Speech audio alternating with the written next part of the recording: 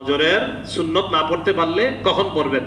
বুখারী শরীফের 586 নম্বর হাদিস, নবীজি সাল্লাল্লাহু আলাইহি সাল্লাম বলেন, লা সালাতা বাদাল ফাজরি হাত্তা তারতাফি আশ-শামস। সূর্য ওঠার আগ পর্যন্ত, ফজরের পরে সূর্য ওঠার আগ পর্যন্ত কোনো নামাজ নাই। বুখারী শরীফের 586 নম্বর হাদিস, ফজরের পর সূর্য ওঠা পর্যন্ত কোনো নামাজ নাই। ওয়ালা সালাতা বাদাল আসরি হাত্তা তাগিবা আশ-শামস। সূর্য ডুবার আগ পর্যন্ত, আসরের পরে কোনো নামাজ নাই। আবার বলছি, সূর্য ওঠার আগ পর্যন্ত ফজরের পরে কোনো নামাজ নাই, সূর্য ডুবার আগ পর্যন্ত আসরের পরে কোনো কি নাই, নামাজ নাই। তাহলে সুন্নত যদি না পড়তে পারেন, সূর্য ওঠার পরে পড়বেন। দলিল তিরমিজি শরীফের 423 নম্বর হাদিসে নবীজি বলেন, মান লাম ইউসাল্লি রাকাতাইল ফাজর। যে ব্যক্তি ফজরের 2 রাকাত সুন্নত পড়তে পারলো না, সে কি করবে? ফালইউসাল্লিহা বাদা আন তাতলু আশ-শামসু। সূর্য ওঠার পর যেন সে সুন্নতটা পড়ে নেয়। এখন সমস্যা হলো, বুখারীর বর্ণনা পেয়ে গেলাম, ফজরের পর সূর্য ওঠার আগে কোনো কি নাই, নামাজ নাই। এর একটু পেঁচ লাগাইতে হবে তো উম্মতের মাঝে, যেহেতু বুখারীতে আছে। তো বুখারীতে থাকার পরও একটু পেঁচ কিভাবে লাগানো যায়? একটা বর্ণনা পাওয়া গেছে, কি যেই বর্ণনায় দেখা গেছে এক সাহাবা ফজরের পর সূর্য ওঠার আগে নামাজ পড়ছে। বুঝলেন? নাম কায়েস। কি নাম? কায়েস। নবীজি ফজর পড়ার পর বের হওয়ার সময় দেখে উনি আবার নামাজে দাঁড়াইছে, ফজরের পর, যেটা অনেকে করে। নবীজি বললেন, এই আসসালাতানে মান, কি ব্যাপার, 2 নামাজ একসাথে পড়ো মানে? মাত্র না ফজর বললা, এটা আবার কিসের নামাজ?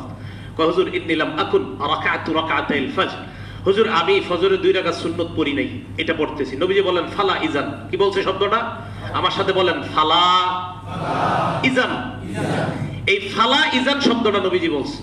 এখন দেখেন, এই হাদিসটা, এর মোকাবেলায় বুখারীর বর্ণনা বললাম, তিরমিজির বর্ণনা বললাম, এখন এই একটা হাদিস আসছে, তাহলে এটার কি জবাব? নবীজি ফালা ইজান বলছে। এই ফালা ইজান শব্দটার 2 অর্থ হয়। 1 নাম্বার অর্থ, ফালা ইজান, তুমি এখন নামাজ পড়ছো মানে না, অনুমতি নাই, এখন পড়তে পারবা না। এটা হলো প্রথম অর্থ ফালা ইজানের। দ্বিতীয় অর্থ ফালা ইজানের, হ্যাঁ সমস্যা নাই। প্রথম অর্থ ফালা ইজানের, না না এর পরেও অনুমতি নেই পড়ার। দ্বিতীয় অর্থ সমস্যা নাই। তাহলে বোঝা গেল হাদিসের অর্থ সন্দেহযুক্ত।